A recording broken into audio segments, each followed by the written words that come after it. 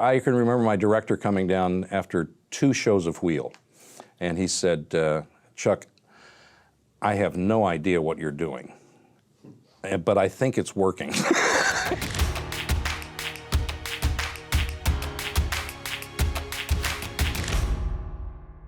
Well, I think probably the dynamic that happened with me, and this was totally through ignorance. I didn't design this, didn't know what I was doing, because I didn't really particularly want to be a game show host. So it was not a desire of mine, so I wasn't trying to apply anything to the job. I was just trying to get the game right as best I could.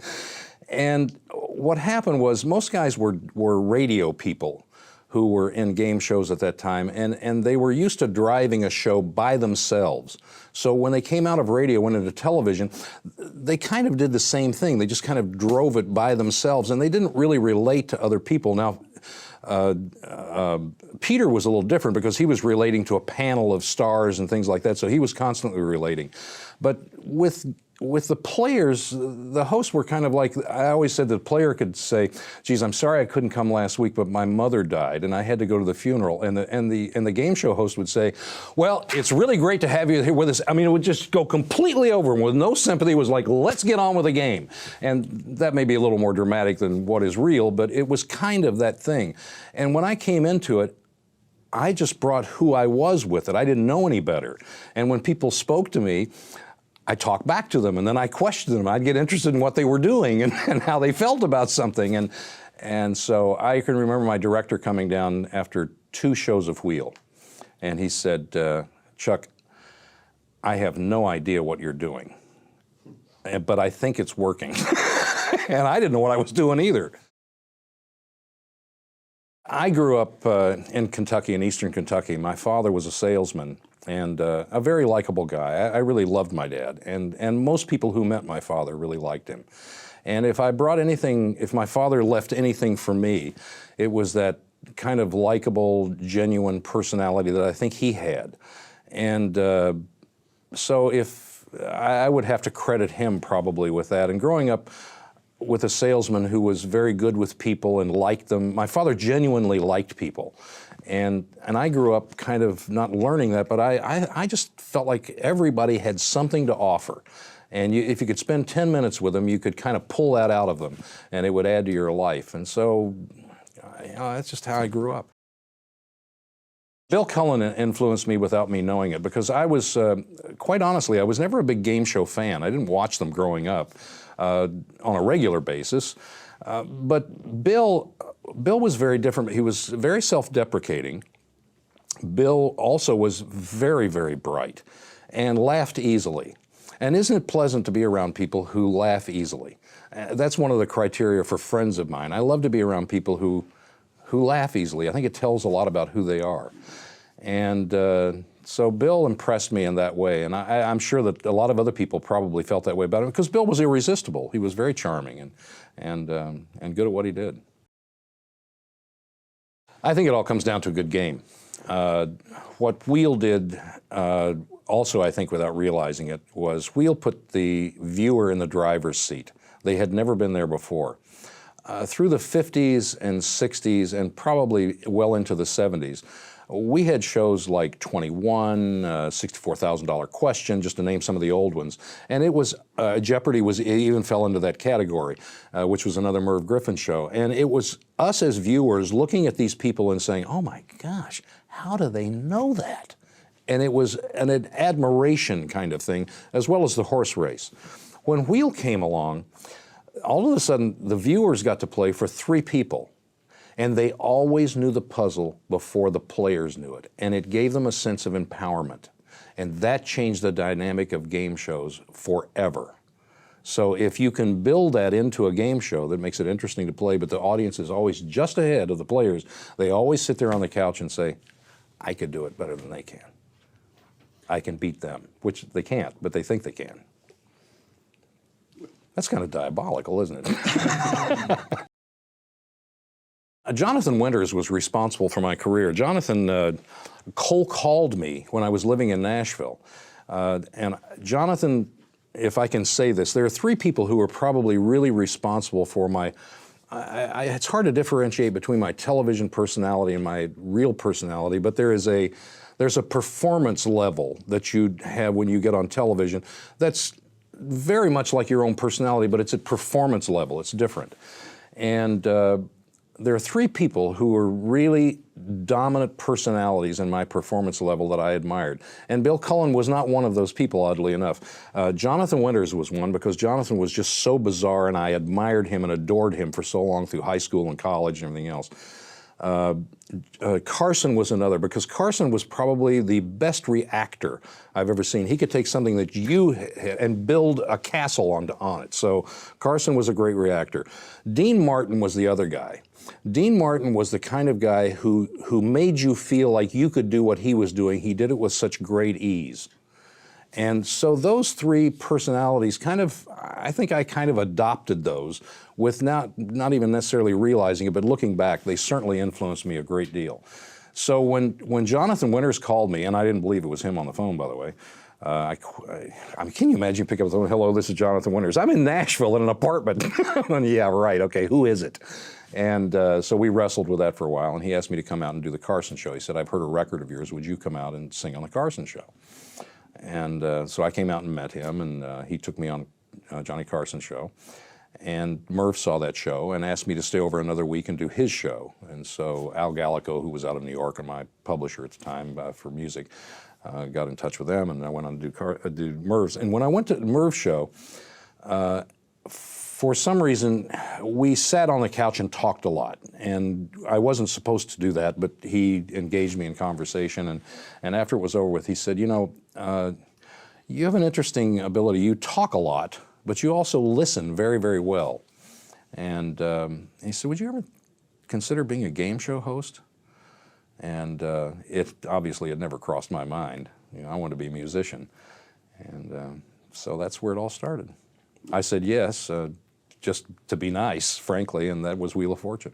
Yeah, and Wheel was such an incredibly strong show. I mean, when I left Wheel, they didn't miss a beat. No, the people would always come up to me and they say, oh, we just miss you so much. You're so much better. You're so much this. And I said, well, do you still watch? Oh, yeah. It didn't matter. It didn't matter who was there. Not to take away from Pat, but it just, you know, it was just a very, very strong show. It was canceled in its 5th year. Fred Silverman came to NBC and was going to do it, because ABC was really hot back in those days, and so they hired him away, and he was going to redo the lineup, and he decided that he didn't understand Wheel of Fortune, and he was going to cancel it. And everybody said, well, it's the #1 show until he said, I don't care, I don't like it. So he canceled it, and I remember getting a telegram. I was on my boat in the marina, and Nancy Jones, who was then kind of the producer person, called me, and she said, well, we've been canceled. And I said, really? Why? I said, I don't know. So I thought, great, I can do something else. And being totally ignorant of appreciating where I was and what I had.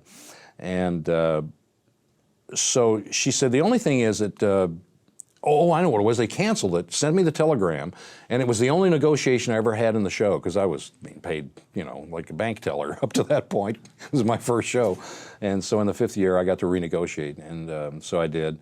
And she said, they need 3 more months because they're looking for something to replace it. So will you do it for another 3 months? And that's when I got my raise, my little raise. And so after 3 months, somebody apparently got to Fred Silverman and said, you know, I don't think it's a real good idea. And it went on for another 2 years. And then I left. Well, my contract ran out with, you know what, it's not a very nice story. And it's been kind of bantered around and perverted as history can be rewritten over the years by several people. And at this point in time in my life, I would rather just let it go. If I ever write a book, I'll put the story in it as it really happened, and at least as I see it. Everybody else has had their take on it. So, however, I want to tell you, God was not involved in my decision, as Merv said. That's all. That's as far as I'll go with it. Well, I've been very fortunate in some of the shows that have been pitched to me. When I left Wheel, you know, a lot of times, most guys in this business end up with maybe 1 or 2 shows in their history. And that's as far as they go. And for some reason, I've been able to attach myself to, or someone's been able to attach me to, shows that are really strong, like Scrabble was #1 in the history of NBC in the 9:30 slot, in the history from radio to television. I mean, it was just huge. canceled when it was #1. Again, another show that was canceled when it was #1 in its time slot. Let's see, what else? Scrabble, Wheel, Greed, and then came Love Connection. I was doing Love Connection prior to Scrabble, and Love Connection was really a talk show, but about one subject. But it looked like a game show. They kind of segmented it, and so when you looked at it, it looked like it was built like a game show, but it really wasn't. It was just a talk show. And that went, what, 11 and a half years, something like that. And Scrabble was 7 years. Wheel, I did 7 years. Then after that, I did, what did I do? Oh, I know what I did. I did Dating Game. And I was like the 15th host of Dating Game. And that series of dating games that I did, I think ran longer than Jim Lang's original. I think it ran like 4 years, 4 or 5 years.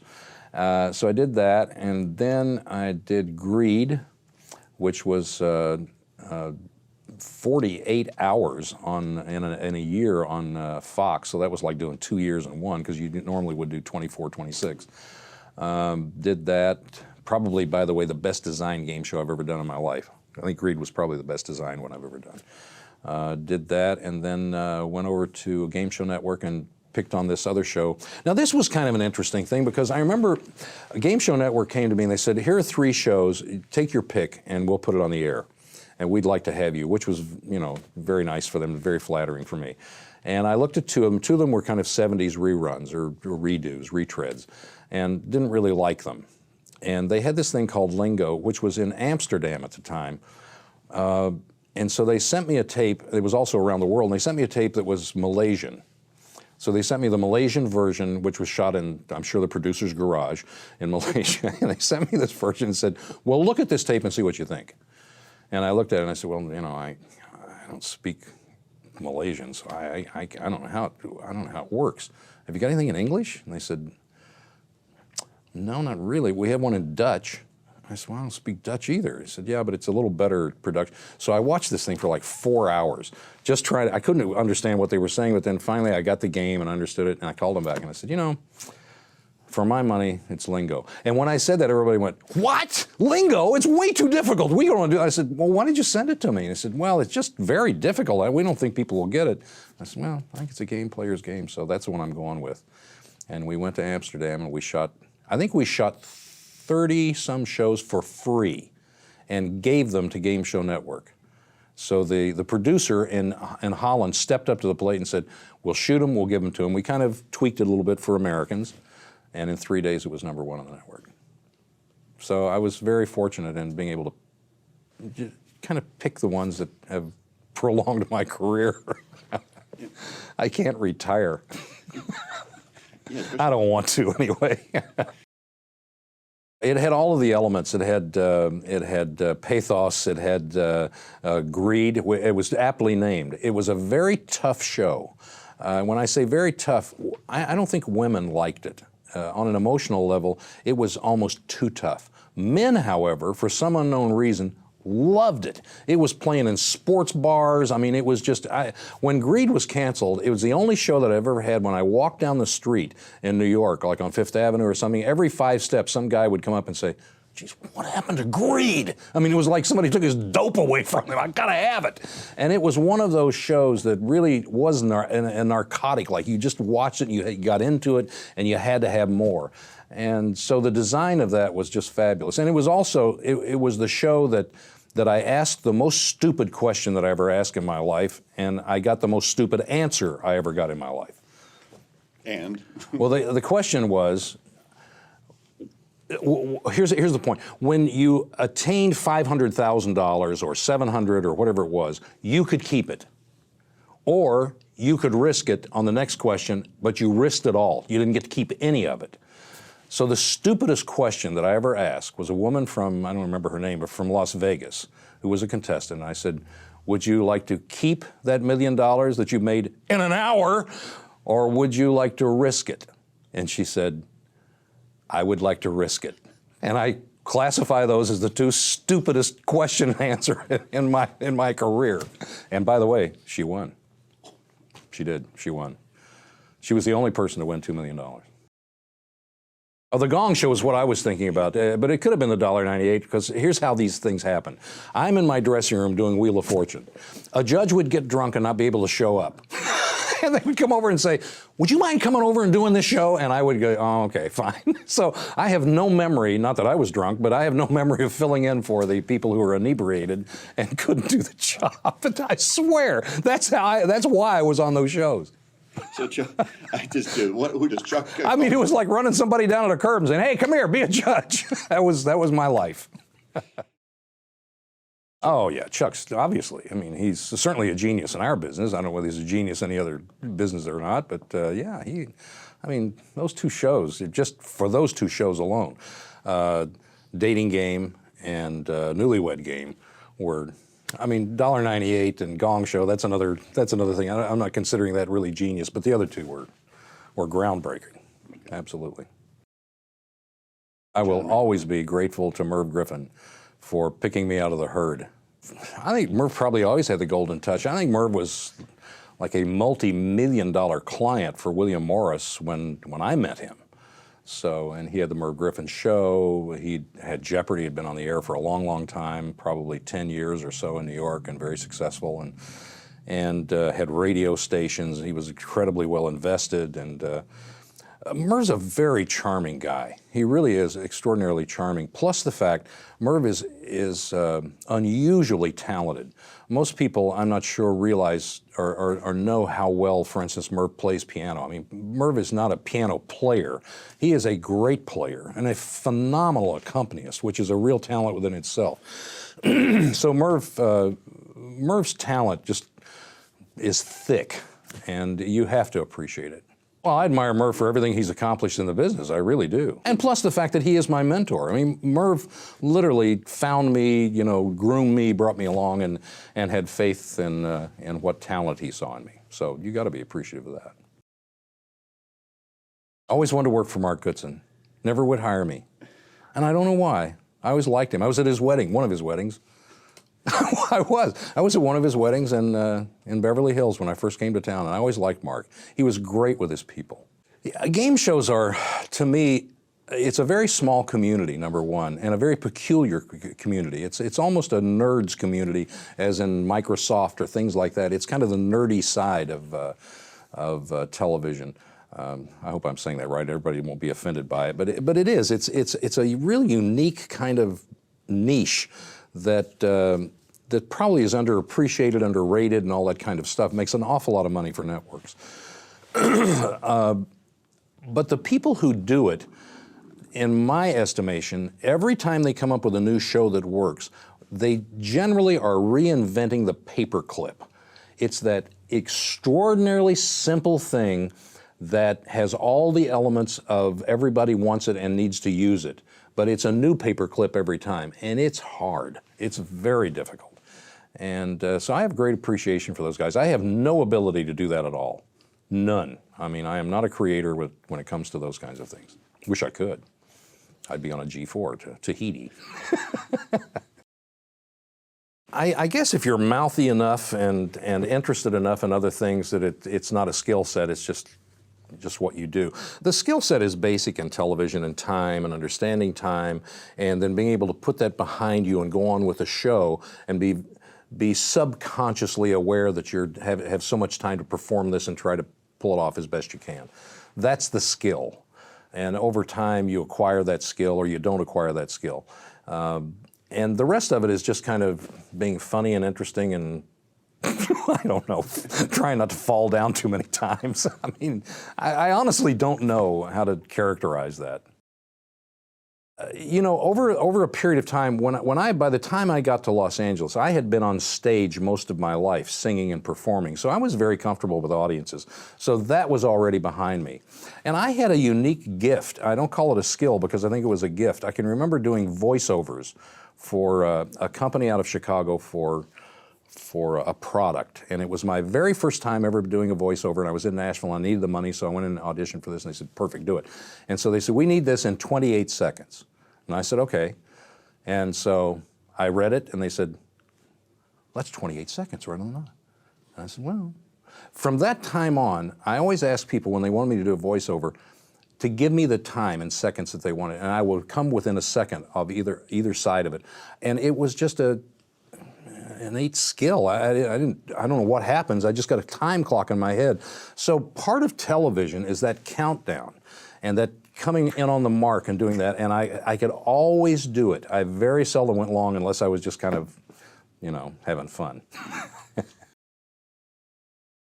I've been asked to do a lot of things in movies, and I'm not an actor, and I got film to prove it. So but I have done a couple of them, and that's why I don't do them anymore. But yeah, I've been asked to do things on television shows and things like that. And then there's been that occasion where I've been roped into something, and in the middle of it, I find out I really shouldn't be here, and I was right. I shouldn't be there, but I didn't check.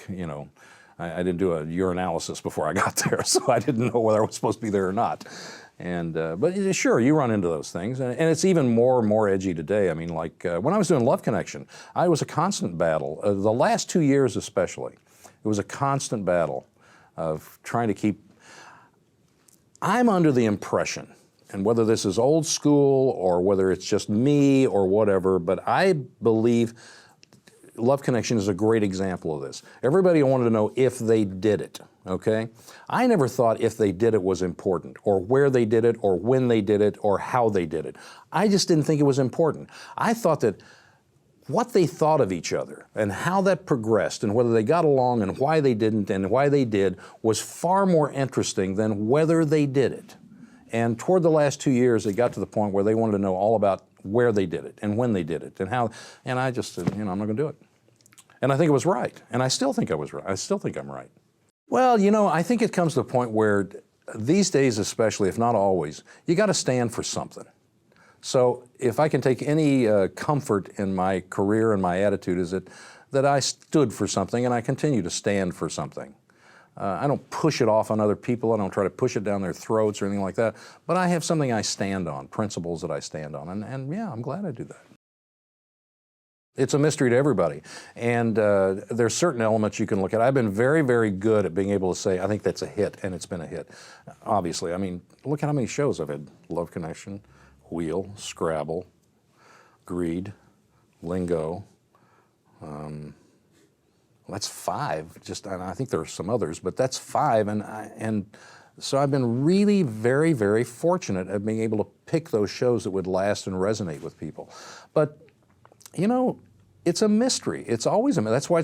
That's why we have pilot season. They have 50 pilots that go out there. Some things get on the air, and I'm sure that people look at them and go, well, how did that happen? And it could be a political alliance. It could be all kinds of things. Who knows?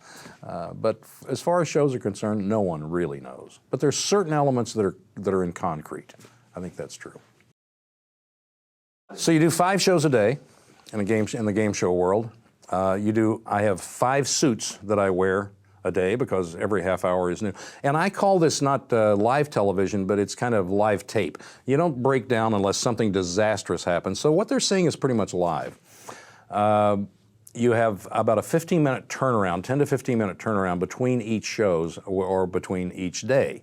So Monday you have a 15-minute turnaround, Tuesday then you have a 15-minute turnaround, Wednesday you have a 30-minute turnaround for lunch, and Friday, so it goes like that. And if you have a bad day, you normally have a bad week. If it's something personal that's going on with you. I can remember one time when I was doing Wheel, I'd done it for about maybe 3 months, and it was number 1. We were doing a 44 share, I think, at that point.